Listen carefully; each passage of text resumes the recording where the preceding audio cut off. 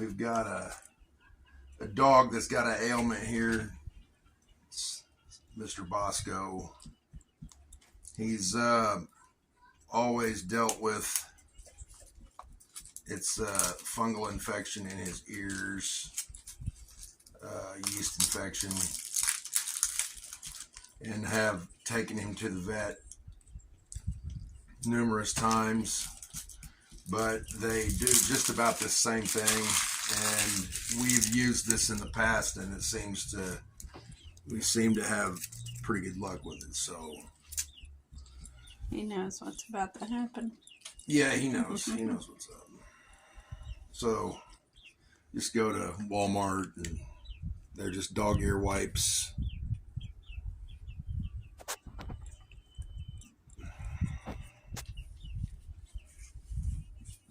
He knows about them. And so what ends up happening here is it could be an environmental issue. It could be just his system. But it's a buildup of yeast. Everybody's got yeast, normal yeast on their skin. You know, all mammals, I think. But some people, some animals seem to have a little more reaction to it. So Bosco's ears is where he gets his skin's good. He's not flaky or anything on his skin. He doesn't have athlete's foot or anything. So you just wipe the inside of his ear, just stick the wipe in there, and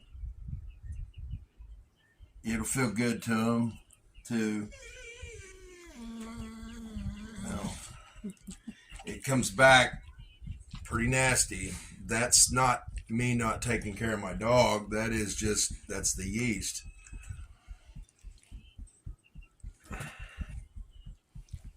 Also, be sure to wash your hands pretty good after this. Sorry, buddy. Joe, buddy. I'm very sorry. It makes his ears sore. Oh. Makes his ears sore.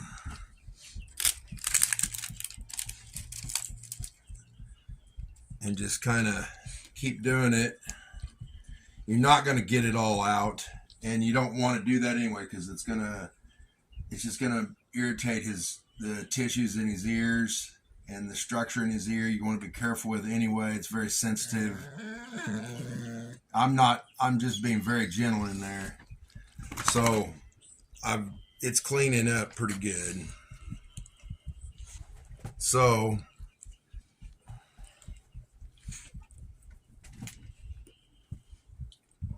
sorry, buddy. I'm sorry, buddy.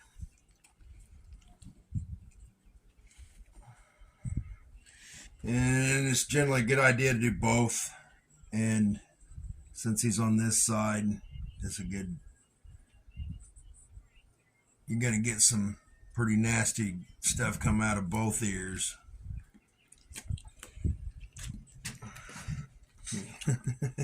Come on, come here. It's all right, buddy. I'm sorry. I'm sorry, big boy. Now, the treatment that we're going to do, it's over a 5-day period. And you'll notice that I don't go down inside the ear like really far. I'll show you if you want to come a little closer here. You got to be careful. I'm just getting down inside here, just right inside in all the little crevices and the structures of the ear. Just like humans have, they have the structures of their ear that direct sound to the eardrum. And then you want to wipe pretty good on the ear flap, get that stuff off there. Just kind of clean it off, And he's a pretty clean dog. He gets bathed on a regular basis. So if you'll hang on just a second, I want to wash my hands and she can pause the video and I'll be right back. I'm gonna wash my hands. All right, welcome back, everybody. We got our patient up here, patiently waiting. So when I washed my hands, I used about a quarter of a cup of bleach and pretty warm water, a little bit of Dawn dish soap or any kind of dish soap. But the Dawn is what, or the bleach is what's gonna kill any fungal presence on your hands.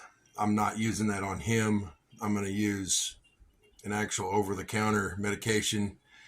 But this is what the vet would likely use. They're going to use an antifungal, and it's Lotrimin AF antifungal. And the main ingredient in that takes care of this is the clotrimazole, and it's just 1% clotrimazole. I don't know if you can see it or not, but it's clotrimazole 1% and Lotrimin AF antifungal. So you're going to take, we don't have to mix up a whole batch of this stuff because we're not going to save any for the next treatment. This is a 2-a-day treatment, one in the morning and one in the evening. So we just enough to do his 2 ears. And if you get a little bit too much in there, just discard it. It's not gonna stay good. And then hydrocortisone cream. This stuff is for to help ease up the itching a little bit. 1% hydrocortisone cream. Doesn't have to be expensive, but it's equal parts of this stuff. So just squirt it out here in your, it's got a seal on the inside.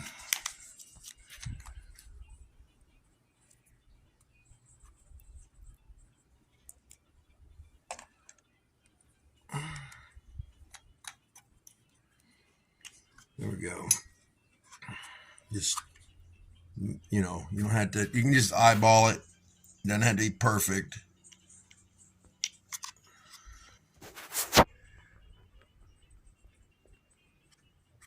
That's close enough. And then just kind of mix the two together.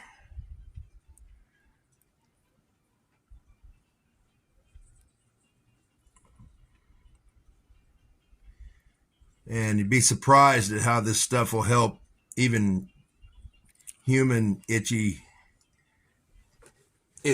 You might have a case of athlete's foot or something like that, but this stuff works pretty good. I've actually used it myself. A lot of times I work in a wet environment, my day job. And no, I'm not a veterinarian, by the way.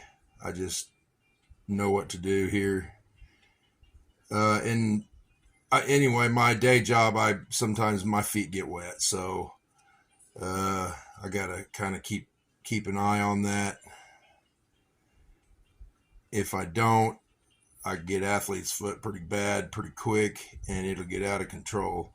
Next thing you know, I gotta go to the doctor. So anyway, this is another reason why you want to have clean hands whenever you go do this. Plus, you're going back in to the ear and not all the way in the ear again. We're just gonna go right inside and just keep doing this here. And I think this is gonna be good enough mixed up. But I love my dog, and he's a very special dog to me. Been through a lot with him, so I do take him to the vet. He gets regular checkups and everything. So, but this stuff has worked pretty good for us. All right, buddy, let's get the big one first. The worst one of the two. He'll itch. He'll itch his ear, and it ends up causing little sores and stuff on his ear flap. So, good boy. And so what you want to do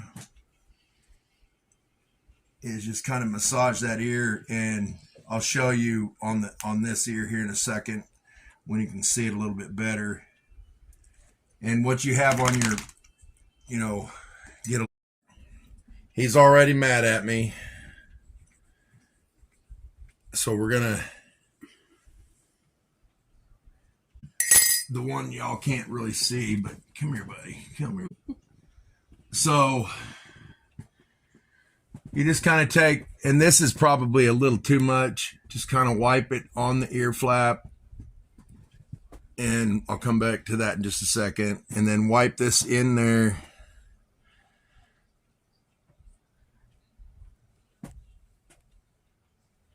In kind of a weird position. But you don't want to get too much. And then you just kind of take the ear and just massage it. And you're trying to work some of this down in, because their ear canal runs down kind of by their jaw here. So you just kind of work its way down. He's gonna tell you that he likes it. It feels good because it's itching him. So it's scratching his itch, itching his scratch, whatever. But he's he's moaning over here a little bit. So That means it feels good. yeah, it means it feels good. He may hate all this, but it feels good. All right. Again, after I get done here, I'll go clean my fingers again with the same bleach that I mixed up a minute ago. But you don't want to get that on your skin, because it's a fungus and it'll get on you, and it's a bad deal. It's a yeast fungus. So anyway, that stuff could be caused from a lot of different things, environmental factors.